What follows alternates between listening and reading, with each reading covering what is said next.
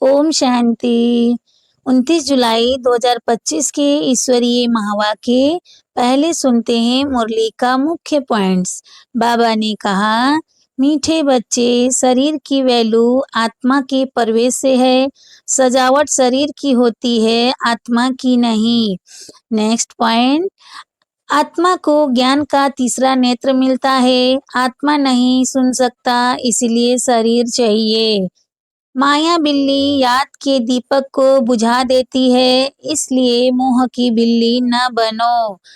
ज्ञान गुण समय के खजानों को सेवा में लगाकर सहज योगी और सहयोगी बनो। नेक्स्ट, सतयुग गार्डन ऑफ फ्लावर्स है। तुम बच्चे हो उस बगीचे के माली। और अब सुनते हैं महावाक्यों को विस्तार से।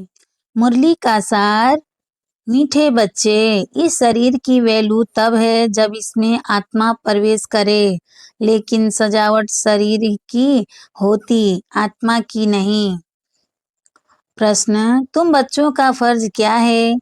तुम्हें कौन सी सेवा करनी है? उत्तर, तुम्हारा फर्ज है अपने हमजिन्स को नर से नारायण, नारी से लक्ष्मी बनने की युक्ति बताना। तुम्हें अब भारत की सच्ची रूहानी सेवा करनी है। तुम्हें ज्ञान का तीसरा नेत्र मिला है, तो तुम्हारी बुद्धि और चलन बड़ी रिफाइन होनी चाहिए। किसी में मोह जरा भी न हो। गीत, नयनहीन को राह दिखाओ। ओम शांति, डबल शांति। तुम बच्चों को रेस्पॉन्ड करना चाहिए। ओम शांति। हमारा स्वधर्म है शांति। तुम अभी शांति के लिए थोड़े ही कहाँ जाएंगे? मनुष्य मन की शांति के लिए साधु संतों के पास भी जाते हैं ना। अब मन बुद्धि तो है आत्मा के ऑर्गन्स। जैसे यह शरीर के ऑर्गन्स हैं, वैसे मन बुद्धि और चक्षु। अब चक्षु जैसे यह नयन है, वैसे वह नहीं है। कहते हैं, हे प्रभु, नयनहीन को राह बताओ। अब प्रभु व ईश्वर कहने से वह बाप का लव नहीं आता है। बाप से तो बच्चों को वर्षा मिलता है। यहाँ तो तुम बाप के सामने बैठे हो, पढ़ते भी हो।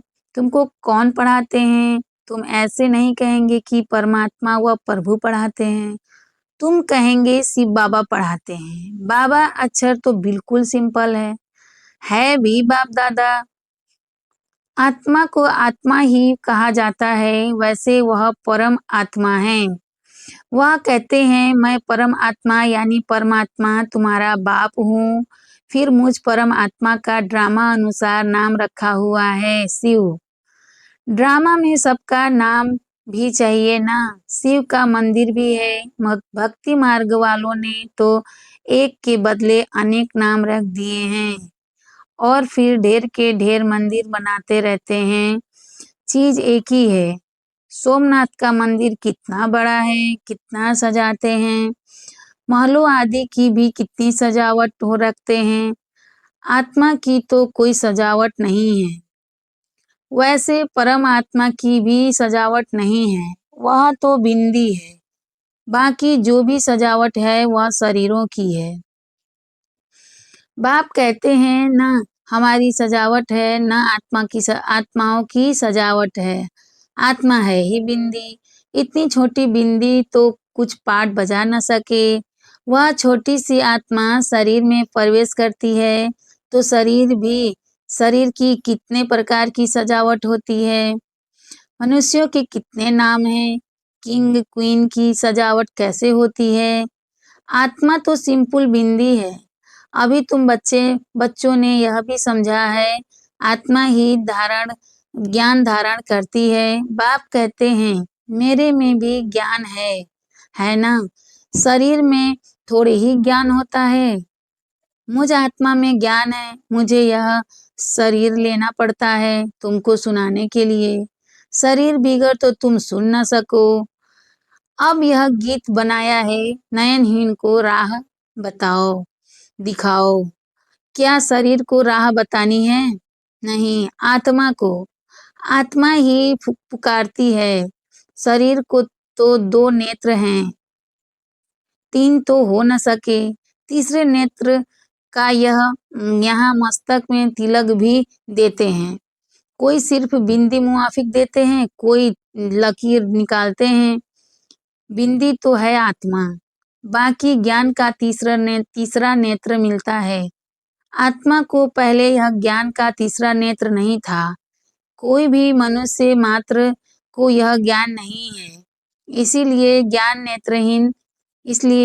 नेत्रहीन कहा जाता है। बाकी यह आंखें तो सबको है, सारी दुनिया में कोई को यह तीसरा नेत्र नहीं है।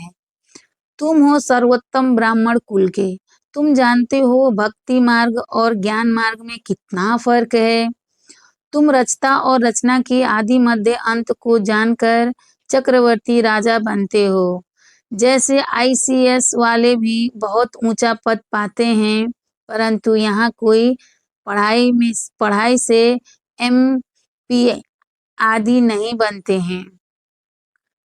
MP आदि यहाँ तो चुनाव होते हैं, वोट्स पर MP आदि बनते हैं।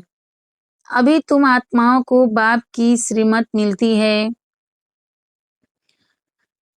और कोई भी ऐसे नहीं कहेंगे कि हम आत्मा को मत देते हैं।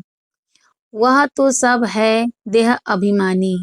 बाप ही आकर देही अभिमानी बनना सिखलाते हैं। सब है देह अभिमानी। मनुष्य शरीर का कितना भपका रखते हैं। यहाँ तो बाप आत्माओं को ही देखते हैं। शरीर तो विनाशी, बर्थ नॉट अ पेनी है। जानवरों की तो फिर भी खाल आदि बिकती है। मनुष्य का शरीर तो कोई काम में नहीं आता। अब बाप आकर बर्थ पाउंड बनाते हैं। तुम बच्चे जानते हो कि अभी हम सो देवता बन रहे हैं, तो यह नशा चढ़ा रहना चाहिए, परंतु यह नशा भी नंबरवार पुरुषार्थ अनुसार रहता है। धन का भी नशा होता है ना। अभी तुम बच्चे बहुत धनवान बनते हो, तुम्हारी बहुत कमाई हो रही है, तुम्हारी महिमा भी अनेक प्रकार की है। तुम फूलों का बगीचा बनाते हो। सतयुग को कहा जाता है गार्डन ऑफ फ्लावर्स। इसका सैपलिंग कब लगता है यह भी किसको पता नहीं। तुमको बाप समझाते हैं, बुलाते भी हैं, हे बागवान आओ। उनको माली नहीं कहेंगे। माली तुम बच्चे हो जो सेंटर संभालते हो। माली अनेक प्रकार के होते हैं, बागवान एक ही है। मुगल गार्डन के माली को पगार भी इतना बड़ा मिलता होगा ना। बगीचा ऐसा सुंदर बनाते हैं जो सब देखने आते हैं। मुगल लोग बहुत शौकीन होते थे। उनकी स्त्री मरी तो ताजमहल बनाया, उनका नाम चला आता है। कितने अच्छे अच्छे यादगार बनाए हैं। तो बाप समझाते हैं मनुष्य की कितनी महिमा होती है। मनुष्य तो मनुष्य ही है। लड़ाई में ढेर के ढेर मनुष्य मरते हैं, फिर क्या करते हैं? घास लेट पेट्रोल डाल खलास कर देते हैं। कोई तो ऐसे ही पड़े रहते हैं, दफन थोड़े ही करते हैं, कुछ भी मान नहीं। तो अब तुम बच्चों को कितना नारायणी नशा चढ़ना चाहिए। यह है विश्व के मालिक पने का नशा। सत्यनारायण की कथा है तो जरूर नारायण ही बनेंगे। आत्मा को ज्ञान का तीसरा नेत्र मिलता है, देने वाला है बाप। तिजरी की कथा भी है। इन सब का अर्थ बाप बैठ समझाते हैं।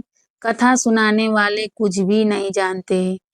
अमर कथा भी सुनाते हैं। अब अमरनाथ पर कहाँ दूर दूर जाते हैं। बाप तो यहाँ आकर सुनाते हैं, ऊपर तो सुनाते नहीं हैं। वहाँ थोड़े ही पार्वती को बैठ अमर कथा सुनाई। यह कथाएं आदि जो बनाई है यह भी ड्रामा में नूंद है, फिर भी होगा। बाप बैठ तुम बच्चों को भक्ति और ज्ञान का कंट्रास्ट बताते हैं। अभी तुमको ज्ञान का तीसरा नेत्र मिला है, कहते हैं ना, हे प्रभु अंधों को राह बताओ। भक्ति मार्ग में पुकारते हैं। बाप आकर तीसरा नेत्र देते हैं जिसका कोई को पता नहीं है सिवाय तुम्हारे। ज्ञान का तीसरा नेत्र नहीं है तो कहेंगे चूचा धुंधकारी। आंखें भी कोई की कैसी होती है ना। कोई की बहुत शोभावान आंखें होती हैं, फिर उस पर इनाम भी मिलता है, फिर नाम रखते हैं मिस इंडिया, मिस फलानी। तुम बच्चों को अब बाप क्या से क्या बनाते हैं, वहां तो नेचुरल ब्यूटी रहती है। श्री कृष्ण की इतनी महिमा क्यों है? क्योंकि सबसे जास्ती ब्यूटीफुल बनते हैं। नंबर 1 में कर्मातीत अवस्था को पाते हैं, इसीलिए नंबर 1 में गायन है। यह भी बाप बैठ समझाते हैं। बाप बार बार कहते हैं, बच्चे मन मना भव। हे आत्माएं, अपने बाप को याद करो। बच्चों में भी नंबरवार तो है ना। लौकिक बाप को भी समझो 5 बच्चे हैं। उनमें जो बहुत सयाना होगा उनको नंबर 1 रखेंगे। माला का दाना हुआ ना, कहेंगे यह दूसरा नंबर है, यह तीसरा नंबर है। एक जैसे कभी नहीं होते हैं। बाप का प्यार भी नंबरवार होता है। वह है हद की बात, यह है बेहद की बात। जिन बच्चों को ज्ञान का तीसरा नेत्र मिला है, उनकी बुद्धि और चलन आदि बड़ी रिफाइन होती है। एक किंग ऑफ फ्लावर होता है, तो यह ब्रह्मा और सरस्वती किंग क्वीन फ्लावर ठहरे। ज्ञान और याद दोनों में तीखे हैं। तुम जानते हो हम देवता बनते हैं, मुख्य 8 रत्न बनते हैं। पहले पहले है फूल, फिर युगल दाना, ब्रह्मा सरस्वती माला सिमरते हैं ना। वास्तव में तुम्हारा पूजन नहीं है, सिमरण है। तुम्हारे ऊपर फूल नहीं चढ़ सकते। फूल तब चढ़े जब शरीर भी पवित्र हो। यहाँ कोई का भी शरीर पवित्र नहीं है, सब विष से पैदा होते हैं, इसीलिए विकारी कहा जाता है। इन लक्ष्मी नारायण को कहते ही हैं संपूर्ण निर्विकारी। बच्चे तो पैदा होते होंगे ना, ऐसे तो नहीं कोई ट्यूब से बच्चा पैदा हो जाएगा। यह भी सब समझने की बातें हैं। तुम बच्चों को यहाँ 7 रोज भट्ठी में बिठाया जाता है। भट्ठी में ईंटें कोई तो पूरी पक जाती हैं, कोई कच्ची रह जाती हैं। भट्ठी में ईंटें कोई तो पूरी पक जाती हैं, कोई कच्ची रह जाती हैं। भट्ठी का मिसाल देते हैं। अब ईंट की भट्ठी का थोड़े ही शास्त्रों में वर्णन हो सकता है। फिर उसमें बिल्ली की भी बात है। गुलब कावली की कहानी में भी बिल्ली का नाम दिखाया है। दीपक को बुझा देती है, दीवे को बुझा देती थी। तुम्हारा भी यह हाल होता है ना।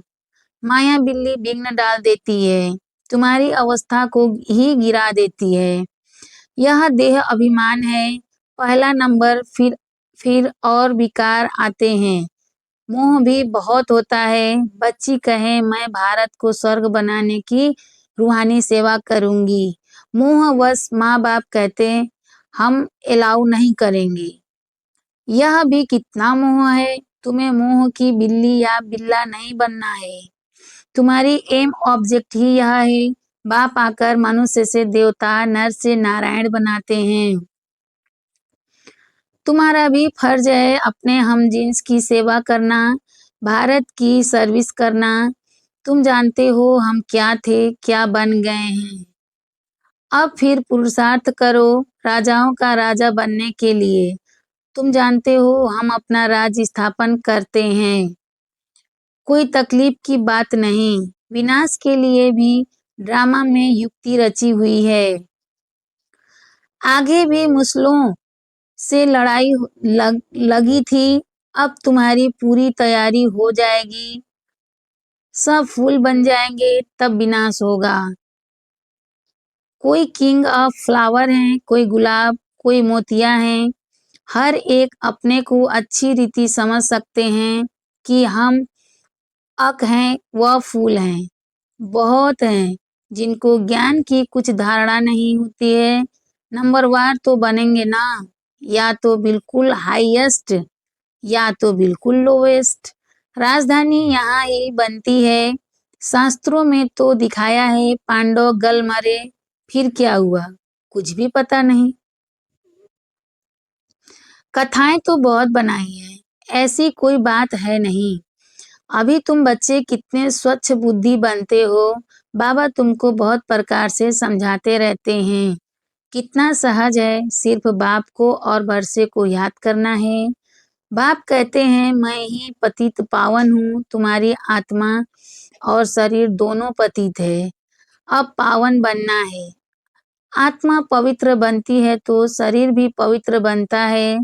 अभी तुमको बहुत मेहनत करनी है। बाप कहते हैं बच्चे बहुत कमजोर हैं, याद भूल जाती है। बाप खुद अपना अनुभव बताते हैं, भोजन पर याद करता हूँ, शिव बाबा हमको खिलाते हैं फिर भूल जाते हैं। फिर स्मृति में आता है तुम्हारे में भी नंबरवार पुरुषार्थ अनुसार है। कोई तो बंधन मुक्त होते हुए भी फिर फंस मरते हैं, धर्म के भी बच्चे बना देते हैं। अभी तुम बच्चों को ज्ञान का तीसरा नेत्र देने वाला बाप मिला हुआ है। इनको फिर नाम दिया है तिजरी की कथा, अर्थात तीसरा नेत्र मिलने की कथा। अब तुम नास्तिक से आस्तिक बनते हो। बच्चे जानते हैं बाप बिंदी है, ज्ञान का सागर है। वह तो कह देते नाम रूप से न्यारा है। अरे ज्ञान का सागर तो जरूर ज्ञान सुनाने वाला होगा ना।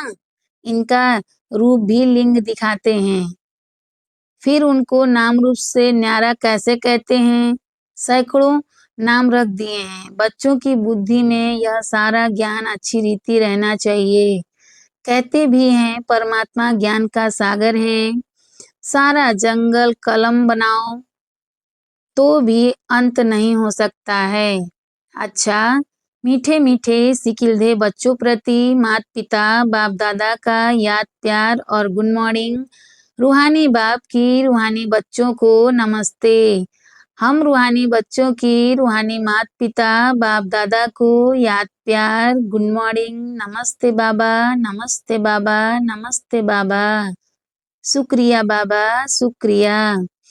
धारणा के लिए मुख्य सार है। फर्स्ट पॉइंट, अभी हम बाप द्वारा बर्थ पाउंड बने हैं, हम सो देवता बनने वाले हैं। इसी नारायणी नशे में रहना है। बंधन मुक्त बन सेवा करनी है, बंधनों में फंसना नहीं है। सेकेंड पॉइंट है ज्ञान योग में तीखे बन माता पिता समान किंग ऑफ फ्लावर बनना है और अपने हमजिन्स की भी सेवा करनी है। वरदान है अपने सर्व खजानों को अन्य आत्माओं की सेवा में लगाकर सहयोगी बनने वाले सहज योगी भव।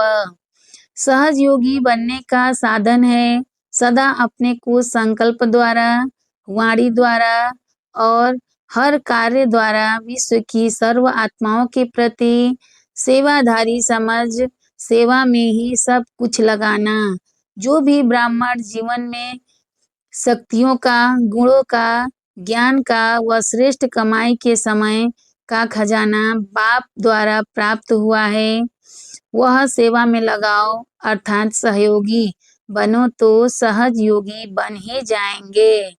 लेकिन सहयोगी वही बन सकते हैं जो संपन्न हैं। सहयोगी बनना अर्थात महादानी बनना। स्लोगन है बेहद के बैरागी बनो तो आकर्षण के सब संस्कार सहज ही खत्म हो जाएंगे। बेहद के बैरागी बनो तो आकर्षण के सब संस्कार सहज ही खत्म हो जाएंगे। अव्यक्त इशारे, संकल्पों की शक्ति जमा कर श्रेष्ठ सेवा के निमित्त बनो। जैसे अपने स्थूल कार्य के प्रोग्राम को दिनचर्या प्रमाण सेट करते हो, ऐसे अपनी मनसा समर्थ स्थिति का प्रोग्राम सेट करो तो संकल्प शक्ति जमा होती जाएगी। अपने मन को समर्थ संकल्पों में बिजी रखेंगे तो मन को अपसेट होने का समय ही नहीं मिलेगा। मन सदा सेट अर्थात एकाग्र है तो स्वतः अच्छे वाइब्रेशन फैलते हैं, सेवा होती है। अच्छा, ओम शांति।